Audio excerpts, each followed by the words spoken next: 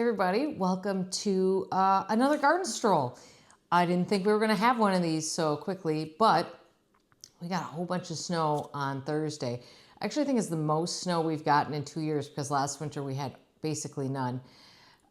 So I thought, you know what, you never know. It might be the only snow we get this year. So I thought we should walk around and take a look at what the garden looks like in the snow. It has been a few days, so it's settled a little bit. And I wish the sun, I was kind of waiting for the sun to come out so that you could see what it looks like at the sun, which is much prettier. But before we go outside, I have some postcards from some of you. So thank you so much for sending these. If you are new here and you don't know what the heck I'm talking about with the postcards, gosh, about 2 years ago now, I started something that I'm sort of calling the Postcard Project. But basically, this is people sending me postcards or pictures, whatever, from gardens they visited and letting me know what inspires them at those gardens. Or maybe it's their favorite thing, or maybe it's just letting me know this is a garden that no one should miss. So let's get right into that. Huntsville Botanical Garden, which is in Huntsville, Alabama.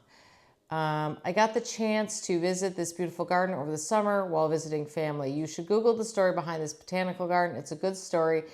And if a community that makes something wonderful happen. Love your channel. This is from Nicole. Thank you so much, Nicole. Beautiful peony there. I wish I could grow peonies like that. I mean, I'm sure I could grow peonies like that. I struggle with dedicating a lot of space to peonies because, of course, they need full sun. Full sun is not as in supply as it used to be around here, so the bar is pretty high to get a full sun spot here. Here is a garden we have visited many times before in postcards. I have not visited ever, and I do need to go to it at some point in Victoria, British Columbia. Of course, it is Bouchard Gardens. I visited Bouchard Gardens in the summer, and this is only a very small sample. There's so many beautiful gardens on one property.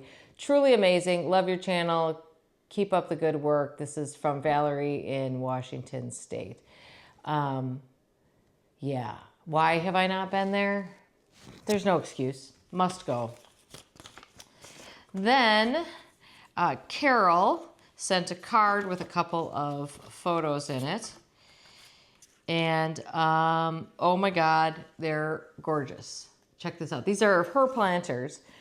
Erin, love your channel. Thanks for the ideas and inspiration. I want to share photos of a plant you highlighted last spring or winter and happened to find at one of the local nurseries. Most often I shop at the sweet family-run Mennonite greenhouses in northern Iowa within an hour's drive. This is Colocasia Redemption. And yes, this was new out on the market, I believe, last year. Or maybe it's one of those ones that was actually out there but just got picked up by a plant brand. Sometimes that happens. Anyways, I wanted to grow this one and couldn't find it. And I couldn't get my hands on it. So it's so nice to see. But it's got beautiful dark leaves. And I hope you can see it with this beautiful pink vein down it. And Carol has grown this absolutely amazingly. You'll note that she has it planted with like sedum that might be coral. What is no, it's like the most common sedum. Anyway, she got it with that sedum and then the little transcantia there. It's perfect. Absolutely perfect. She says, oh, here we go.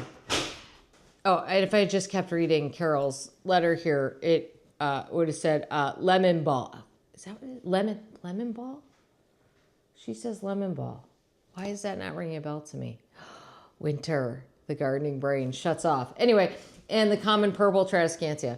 It started out under a tree in the pot, but it was too windy, so I moved it over by the garage doors, hoping it survives over winter here. It's in the heated shed. I bet it will. She says, forgive my penmanship. My finger is still splinted from fall daffodil planting. Hazards of a hurried gardening. Oh my goodness. Carol, take care of yourself. She's in Minnesota, zone 5, which is crazy to me that there are parts of Minnesota now that are zone 5.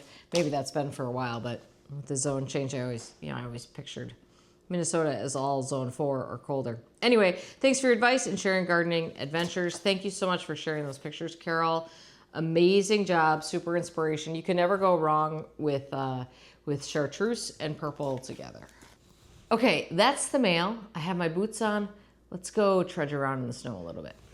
So I would say we got a good 8 inches of snow. It was a sizable snowfall. So you can see that, you know, all the winter containers are covered up with snow, which is, you know, not a bad look. These were particularly interesting, the golden curls willow, because they had snow all edged up along the branches. Here's this window box, looks very pretty with the, oh no, unfortunately, I'm seeing we've had a collapse of the structure here. Oh no. Well, you know, perhaps when the snow comes off, we'll pop back up again. Oh well, anyway, let's stroll around the garden and take a look at what is looking good. Ooh. I don't usually worry about the boxwoods too much with that little cap of snow on. It gives them a little protection. Both the Rosy Teacups dogwood here and the ginkgo have like these lovely little tufts of snow on them right now.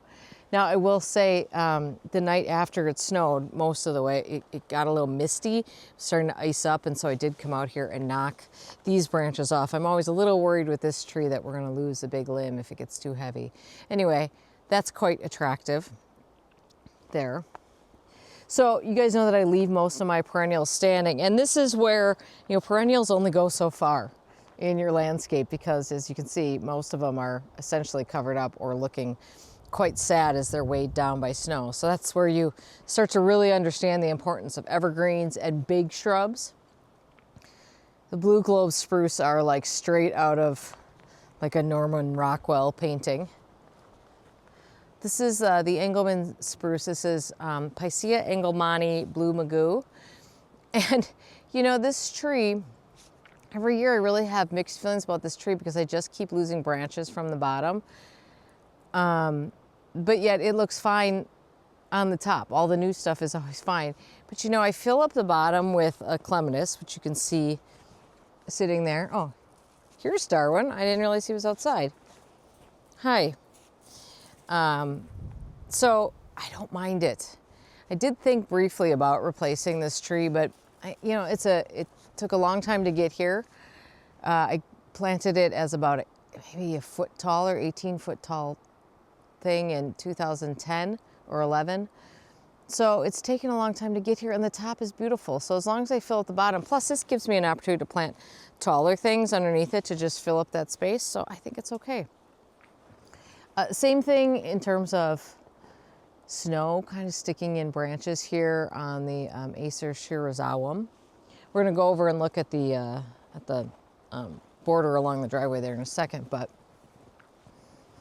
there's a climbing hydrangea kind of covered in snow. This tree right here is a white spruce called Hudsonii, and holds the snow really beautifully as well. Every time we've done one of these, I point out the hornbeams in the back, and you can see they've now gone fully brown and they're still holding on to their leaves, which is beautiful. Okay, let's just take a stroll this way.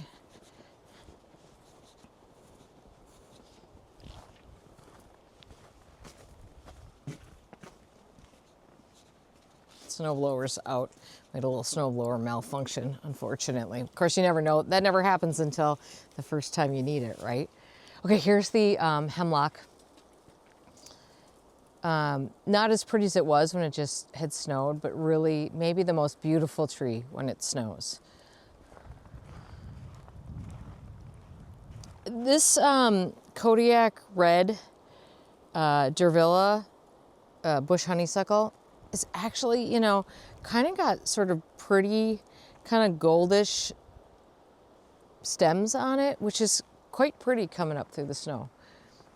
Okay, these are Norway spruces. This is Picea abies cupricina. This is the columnar one, which is supposed to get, you know, basically 6 feet tall, 6 feet wide in, you know, I don't know what it is, 15, 20 years, something like that. I can't believe how much growth they put on, so we planted them last May, but they're looking great. And then of course I always point these out, and this is Chamaecyparis soft serve. Really, really, really just love this tree. It looks beautiful, by the way, with the snow on it as well. All these things are holding snow. Now I will say the Swiss stone pine, Pinus sembra, what is this, twister maybe? I think this one might be twister. Those branches are getting a little way down, and I have knocked the snow off them once already, and then more fell. So, I mean, it should be fine. It's an evergreen. They're from a place where it snows. I'm sure it'll be fine. I just, worry a little bit about young trees. Oh, see, you get a little snowfall coming out of the trees right now. It is a little breezy today. It's supposed to warm up a little. So, you can see at the end of the driveway, things are looking much different, and that's because all of that Hacklencloa gets flattened in the snow. Now, once that snow melts, if it melts, that Hacklencloa will stand right back up again. It's remarkable, but it looks quite, I think you can see why I leave that grass standing. It looks quite flat out here without that. These are just your basic dwarf Alberta spruces. I'm not gonna trudge through this snow here, but I think this is an area without the giant Norway spruce here, with no evergreens in it. I think this is a really good example to show how much of a difference evergreens make in a landscape and what it looks like, when you don't have them.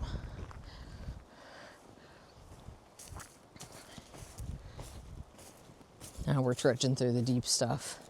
This poor bench, I didn't realize what a sad state it was in, and then when we had this tree removed right through here, and the tree guys moved it, the whole thing kind of fell apart. It's certainly not able to be sat in anymore. So I don't know if we'll leave that there and just let it sort of turn into a lichen sculpture, or if we'll replace that, but it's not safe to sit on anymore, that's for sure. Here's where the water feature is. Not that you can tell, that's fully covered. You can see that I never got around to pruning the Asian pear, espalier, this year. So that top stem is like 6 feet long. That's bad. So if it gets warm, I'll probably prune that this winter. Tough stuff, hydrangeas, holding some snow, looking pretty there. More little snow tufts on the climbing hydrangea that goes up the tree there. Flowerful, got pretty way down. I see some broken stems on here. It'll be fine. Of course, it grows on new wood. The broken stems aren't optimal, but it won't hurt the plant at all.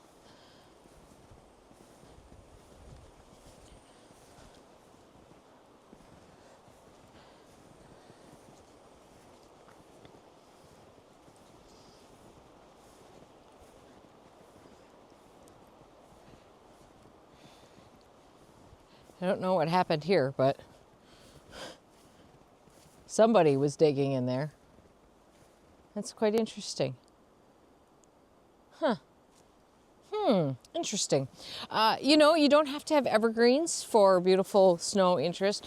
This is a spirea. Good old glow girl.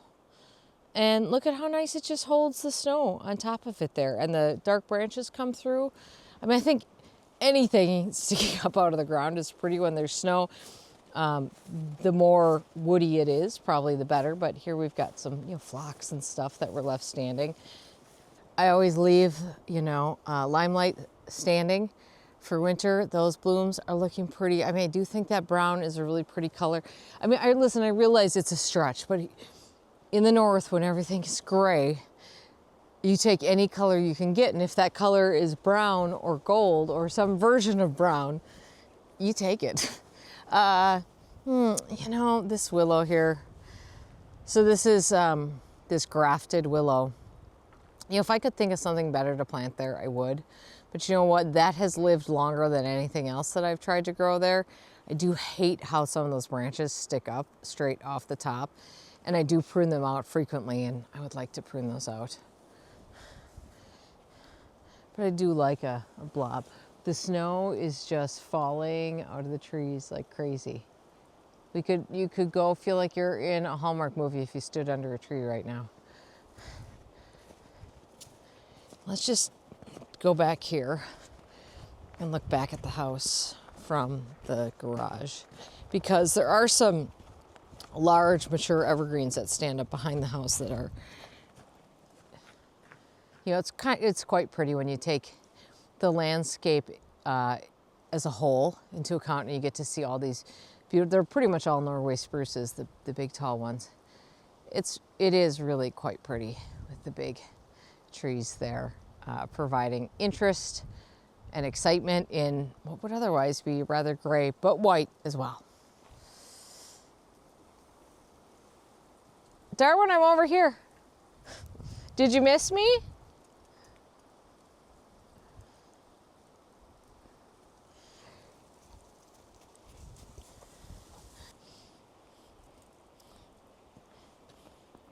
Darwin, do you like the snow?